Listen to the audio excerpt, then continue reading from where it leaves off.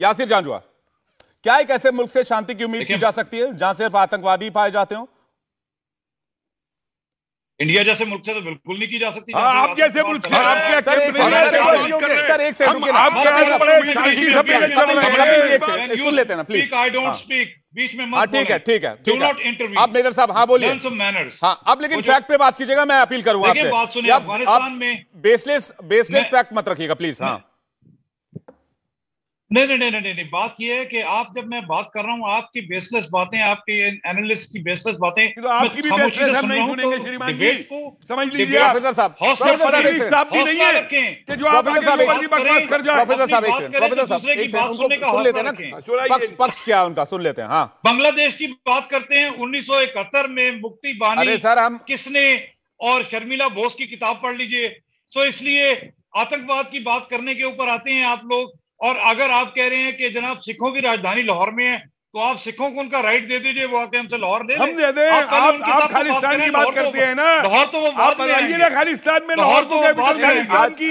कपिल जी आज मुद्दा आतंकवाद का है, और जो ये 370 और कश्मीर कर रहे हैं, मुद्दा आतंकवाद का मुद्दा है ना। मैं आपको कह रहा हूँ आतंकवाद का मुद्दा, आतंकवाद के मुद्दे पर आप मुझसे डिबेट कर लीजिए।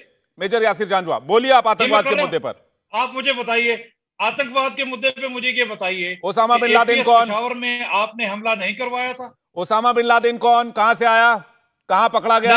हाफिज सईद कौन? हाफिज सईद कौन? दाऊद इब्राहिम कहां रहता है?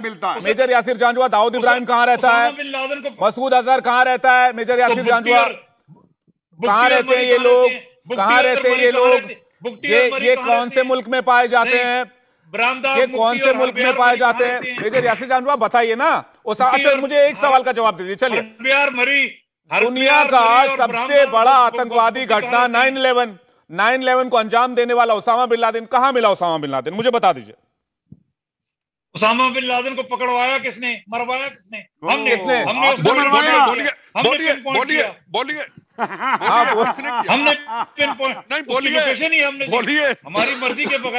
हमारी मर्जी के बगैर अमेरिका के जहाज आ सकते थे? अच्छा आपने, आपका जहाज हमारी मर्जी के बगैर आया था? बिट्टा जी बड़ी अच्छी बात कही है इन्होंने। आपका जहाज हमारी मर्जी के बगैर, इंडिया का जहाज हमारी मर्जी के बगैर बालकोट में कराए थे आपकी मर्जी के बगैर। सर एक एक बालकोट में कराए थे हम आपकी मर्जी के बगैर। आप रहती दुनिया तक याद रखोगे। एक करके बिट्टा साहब मैं आ रहा हूँ, बिट्टा साहब मैं आ रहा हूँ। आप 65-71 में मत जाइए, अभी इतिहास पूरी दुनिया जानती है। मेजर यासिर जांजुआ, आपने कहा कि आपने, बिट्टा साहब मैं आ रहा हूँ, आपने कहा कि ओसामा बिन लादेन की लोकेशन आपने शेयर की, अमेरिकी फौज को आपने मदद दी, अमेरिकी फौज को ओसामा बिन लादेन के लोकेशन तक आपने पहुंचाया। ये आतंकवाद के खिलाफ आपकी कार्रवाई थी, ठीक बात? आप यही कह रहे हैं?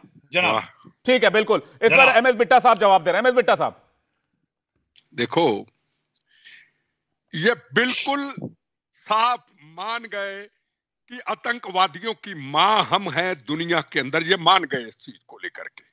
ये तो इनको मानना पड़ेगा कि ये माने या नहीं माने। और इन्होंने कहा इंडिया का जहाज पाकिस्तान में अमेरिका का घुस नहीं सकता।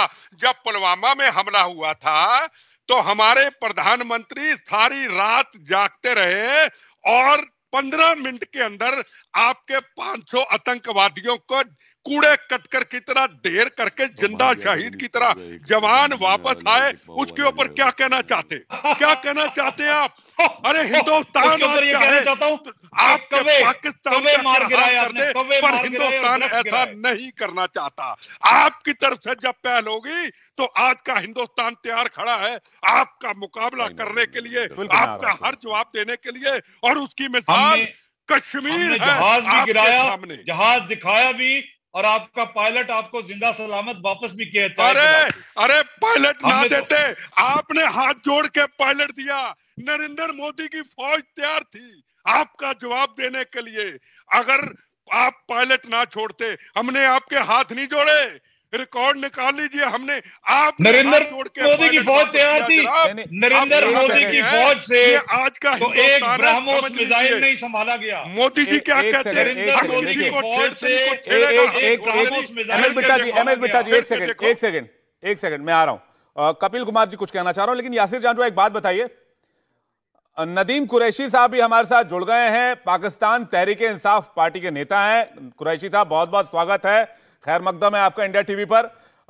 नदीम कुरैशी साहब के पास चल रहे हैं। कुरैशी साहब, एक बात बताइए, जब घर की हालत खराब हो तो पड़ोसी के यहां झांकना जरूरी होता है? पक्का।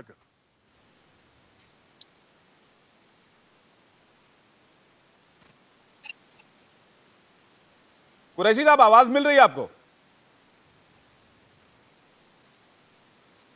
मुझे लगता है उनको आवाज नहीं जा पा रही है। मैं उन पर जाऊंगा दोबारा से सवाल पूछने के लिए, लेकिन सवाल यह है जांजुआ साहब, जो मैं आपसे पूछ रहा था कि आतंकवाद को लेकर आप बार बार एक्सपोज होते रहे, एफएटीएफ की ग्रे लिस्ट में आप क्यों हैं? बताइए मुझे, आपको क्यों ग्रे लिस्ट में रखा हुआ है? सीधा सा सवाल पूछता हूं मैं, आप इसका सिर्फ इसी का आंसर कर दीजिए प्लीज। जिन्होंने मैं इसी का आंसर दे रहा हूं, जिन्होंने उम्मीद रखी हुई थी कि हम एफएटीएफ की ग्रे लिस्ट में डलवा के और पाकिस्तान को ब्लैक लिस्ट करवाएंगे, उन 1.5 अरब आबादी के मुल्क को अब बड़ा अफसोस होगा कि पाकिस्तान अब ग्रे लिस्ट से भी निकलेगा, ब्लैक लिस्ट में तो कभी नहीं जाएगा। ये पहली बात सुन लीजिए। नहीं क्यों? मैं तो वो आपकी तमन्ना है, आप हैं क्यों? ये तो बताएं, आप हैं क्यों? निकलेगा तो वो जिन्होंने डलवाने की भरपूर कोशिशें की थी और पैसे खर्च किए थे, उनके तो सारे पैसे जाया हो गए।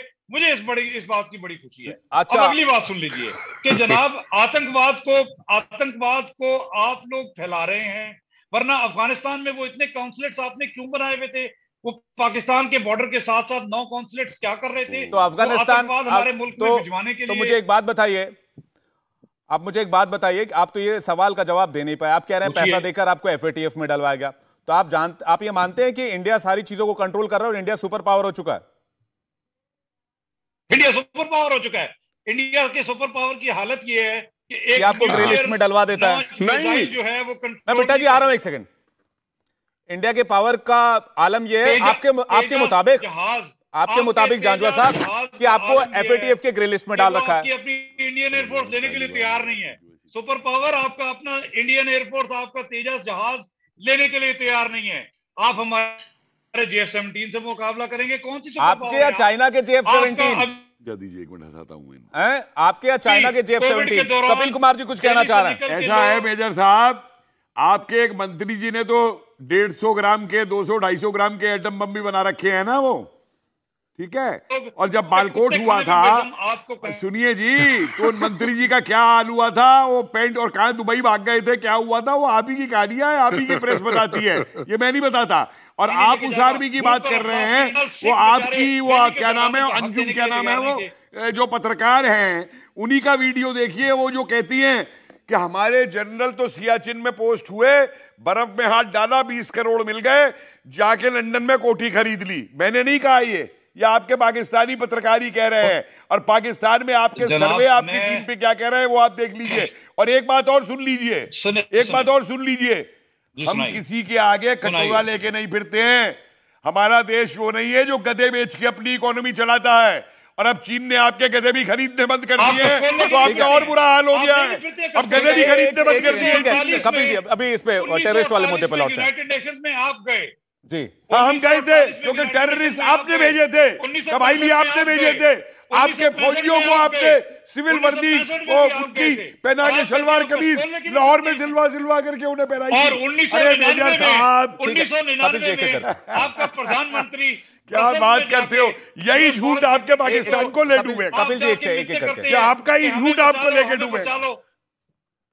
नहीं भाई, आपका ये झूठ आपको। मेजर साहब, एक बात बताइए, इस पूरे खित्ते में इंडिया एक वाहिद मुल्क रह गया है जो कि सीपेक और BRI का हिस्सा नहीं है। हमें बनना भी नहीं है, हमें बनना भी नहीं है। हमें तुम्हारी तरह कटोरा लेके दुनिया में नहीं घूमना। इंडिया टीवी हर वक्त हर जगह डाउनलोड करने के लिए सर्च करें India TV news Google play store या ऐप स्टोर पर।